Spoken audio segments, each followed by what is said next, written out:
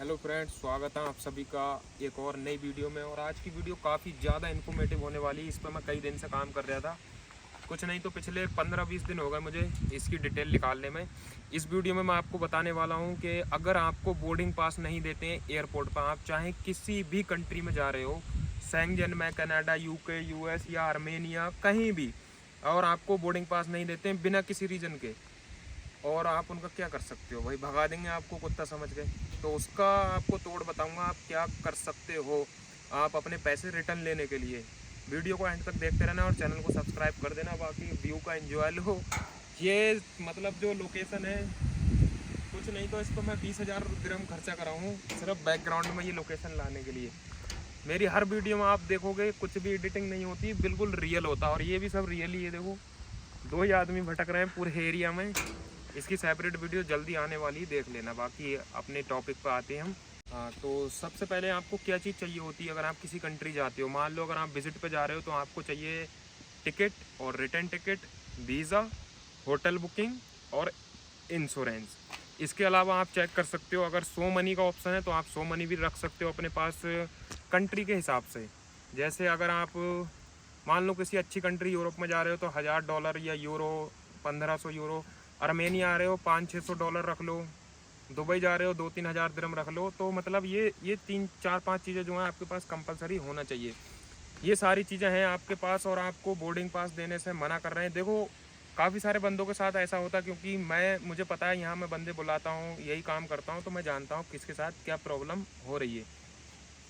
इस पर आपको क्या करना है, आप उनको बोलो कि भाई ऑन पेपर लिख के दें कुछ, ठीक है। लेकिन एयरलाइन वाले आपको लिख के नहीं देते हैं। मैं कई बार देखा हूँ, दिल्ली से तो ऐसे ही भगा देते हैं। भाई नहीं देंगे बोर्डिंग पास तो नहीं देंगे, जाओ माँ चुदाओ, आपके पैसे गए। आप कुछ भी नहीं कर सकते उनका। आप वीडियो बनाओगे, सिक्योरिटी रीज़न, मोबाइल छीन लेंगे, कुछ भी कर सकते हैं। देखो भाई, नया नया बंदा जब एयरपोर्ट जाता है, जिसने देखा नहीं है, कभी ट्रैवल नहीं करा, तो अंदर से एक डर रहता है।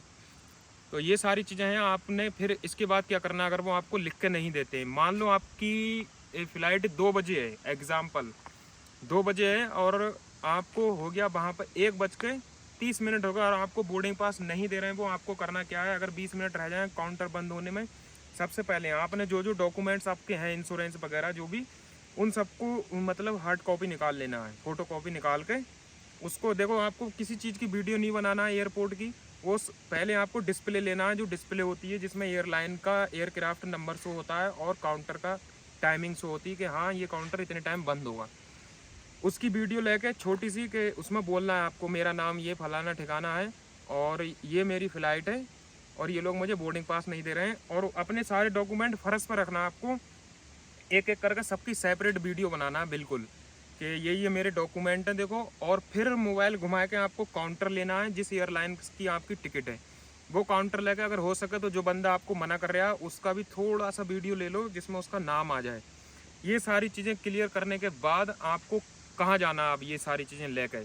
तो आपको ये सारे डॉक्यूमेंट लेके जाना कहाँ है, अब मैं आपको 5 तरीके बताऊंगा। अगर आप थोड़ी सी मेहनत कर लोगे, देखो कोई छोटी कंट्री जा रहे हो तो 20-30 हज़ार रुपये की टिकट है, लेकिन जब बड़ी कंट्री जाते हो आप 1,00,000-1.5 लाख रुपए की टिकट वगैरह और आपका पूरा इंतजाम और वो सब बेकार चला जाता है। तो आपको थोड़ी सी मेहनत करना पड़ेगी भाई, अगर आपको अपना पैसा रिटर्न चाहिए। 5 तरीके बताऊंगा। जो आपने डॉक्यूमेंट और जो सब वीडियोस वगैरह बनाई हैं उसको लेके जाना आपको। सबसे पहले जो जिस एयरलाइन की आपकी टिकट है, कोई सी भी एयरलाइन की है, इतिहाद की है, कतर एयरवेज की है, ब्रिटिश एयरवेज की है, उसके आपको काउंटर पे जाना है, ठीक है। ये कस्टमर काउंटर पे, जो एयरलाइन का काउंटर होता है, हेल्प सेंटर, वहाँ आपको अपनी परेशानी बताना, भाई ये समस्या है और ये लोग बोर्डिंग पास नहीं दे रहे हैं, मुझे या तो बोर्डिंग पास चाहिए या मेरा पैसा मुझे रिफंड चाहिए, ठीक है। वहाँ पे अगर आपको कुछ भी नहीं होता है, आपने फाइल सबमिट कर दी और बस उल्लू बना के आपसे कह दिया ऐसा ऐसा फलाना ठिकाना और ऐसा हो जाएगा आपके साथ, पर नहीं होता कुछ भी, फिर आपको जाना है दूसरे काउंटर पे, एयरलाइन रिफंड काउंटर पे, जहाँ से आपको पैसा रिफंड मिलता है। वहाँ पे आपको जाकर रिपोर्ट डालना है।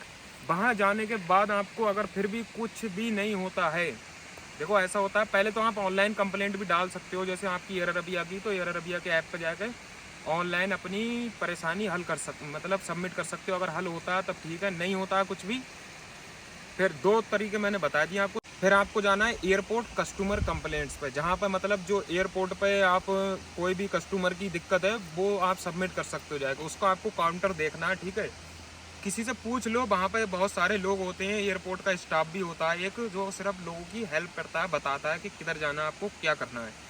वहाँ जाने के बाद भी आपका कुछ भी नहीं बनता है, चौथा तरीका जो है सबसे तगड़ा तरीका, ठीक है, DGCA ऑफिस, जो कि मतलब इंडिया की सारी एयरलाइंस को कंट्रोल करते हैं। ये गवर्नमेंट की एक संस्था है हिंदी में। जैसे अगर आपके साथ कुछ भी नाइंसाफ़ी हो रही तो आप वहाँ जाके अपनी परेशानी सबमिट कर सकते हैं। जैसे आपको किसी ने पेल दिया तो आप पुलिस थाने जाओगे। तो इसीलिए अगर एयरलाइन से रिलेटेड कुछ भी आपकी समस्या है तो आप DGCA ऑफिस जा सकते हो। वो कई सारी स्टेट में है, कई सारी सिटी में है, उसके सबके मैं आपको नाम बताता हूँ, और अगर मिल गए तो मैं डिस्क्रिप्शन में आपको नंबर भी डाल दूँगा, ठीक है।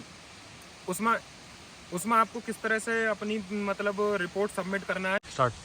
हाँ, तो आपने इन 3-4 जगह अपनी रिपोर्ट सबमिट करने के बाद आपका कुछ नहीं होता तो आपको जाना है DGCA ऑफिस, जिसका जो हेड ऑफिस है वो है दिल्ली में, अपोजिट सफदरजंग एयरपोर्ट, ठीक है, न्यू दिल्ली।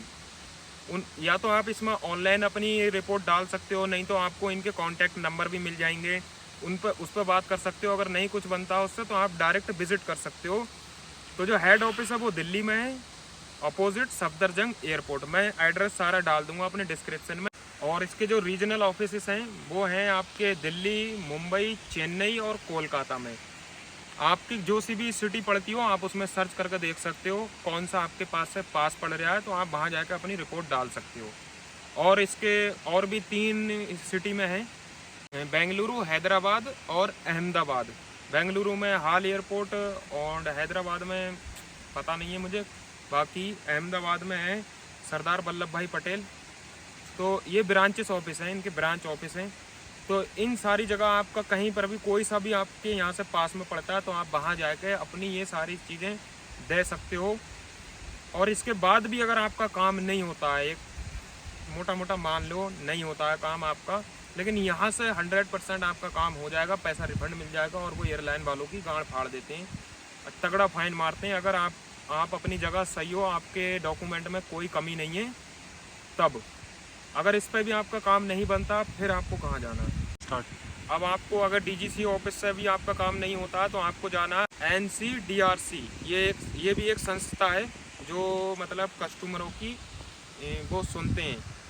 कोई भी दिक्कत होती है, परेशानी एयरलाइन से रिलेटेड, तो आप यहाँ जाके अपनी फाइल सबमिट कर सकते हो। इसके बाद आपको कहीं नहीं जाना है। इतना अगर सारा कुछ कर लिया तो आपके पैसे भी रिफंड आएंगे और एयरलाइन वालों पे भी तगड़े एक्शन लिए जा सकते हैं। तो ये सारे काम आप कर लो, ठीक है। पहले तो आप जब भी किसी कंट्री में जा रहे हो उसकी थोड़ी सी डिटेल ले लो, कहाँ जा रहे हो, कहाँ घूमने जाओगे आप। जो चीज़ें मैंने बताई अगर ये सारा कुछ कर ले तो आपके पैसे 100% रिफंड आपको मिल जाएंगे। और अगर देखो ऐसा होता अगर आपने सोच लिया अरे होगा दूसरी टिकट कटा लेंगे क्या दिक्कत है, तो मेरे भाई फिर इसका कोई इलाज नहीं है। अगर आपके पास पैसे हैं तो दूसरा बंदा जो मतलब जोड़ जाड़ के पैसे कहीं जा रहा है और उसके साथ ऐसा होता है तो भाई कुछ भी बचता नहीं है इंसान के पास, ठीक है। लास्ट में ऑप्शन आत्महत्या का रह जाता है, तो वो इसमें भी कूद सकता है। जैसे मैं खड़ा हूँ, पीछे झुकूँगा और चला जाऊँगा नीचे, ठीक है। तो कुछ तो करना पड़ेगा आपको अगर आपको अपना पैसा चाहिए, या सिस्टम को आपको सही करना है। जब आप रिपोर्ट नहीं करोगे किसी भी चीज़ की तो गवर्नमेंट को पता नहीं चलेगा क्या चल रहा है ग्राउंड लेवल पर, ठीक है। बहुत दलाल घुसे हुए हैं एयरलाइन में, मतलब काउंटर सेटिंग हो जाती है। मुझे पता है, मेरे बंदे के साथ भी ऐसा हुआ था, पर मैं दलाल ही नहीं दिया, मैंने रिपोर्ट डाली इस चीज़ की। मैं आपको इसलिए नहीं बता रहा था, कंफर्म नहीं था, मैं पूरी तरीके से डिटेल निकाल के मैंने ये वीडियो बनाई है। शायद ही आपको ये वीडियो और किसी चैनल पर मिलेगी। वीडियो काफ़ी अच्छी है। आपका कोई भी दोस्त बाहर जाने का प्लान कर रहा है उसको भेज देना। और कोई अच्छा टॉपिक आपकी नज़र में हो तो वो कमेंट करके आप मुझे बता सकते हो। बाकी अजनबी को याद रखना और नेक्स्ट वीडियो का इंतज़ार करो, तगड़ी वीडियो है।